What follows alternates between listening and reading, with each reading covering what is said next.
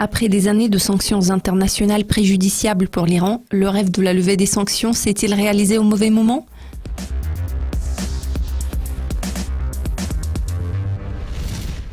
Après que les États-Unis ont levé les sanctions liées au secteur bancaire, de l'acier et de l'expédition contre l'Iran, qui est un important producteur de pétrole, le président Hassan Rouhani a déclaré « Maintenant que l'économie iranienne s'est libérée de ses chaînes et des sanctions, il est temps de construire et de grandir. » La levée des sanctions devrait apporter des dizaines de milliards de dollars d'investissement dans l'économie de l'Iran de la part des entreprises mondiales.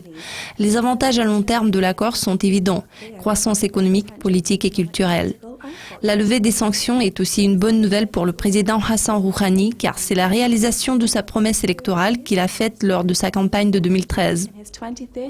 L'Iran vise maintenant à augmenter ses expéditions d'un demi-million de barils par jour d'ici quelques mois.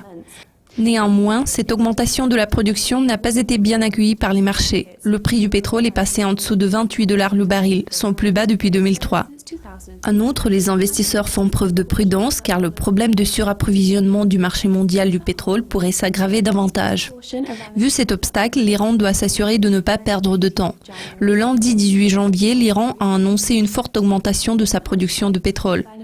Afin de profiter pleinement des avantages de la levée des sanctions, le premier pas pour l'Iran serait d'attirer des investissements étrangers. La capacité de l'Iran à attirer des investissements aura sûrement une incidence sur les futures exportations.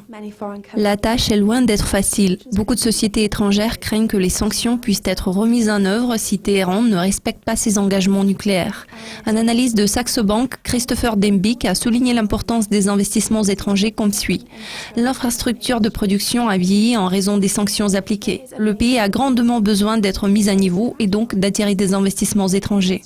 Le président Rouhani a également fourni des pistes pour libéraliser l'économie. L'ONU est en train de créer davantage d'opportunités intéressantes pour procurer les investissements étrangers qui sont si nécessaires.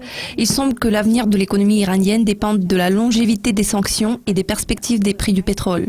Cela conclut la revue de presse dédiée à l'Iran, mais restez avec nous tout au long de la semaine pour être au courant de tout ce qui se passe dans le monde de la finance.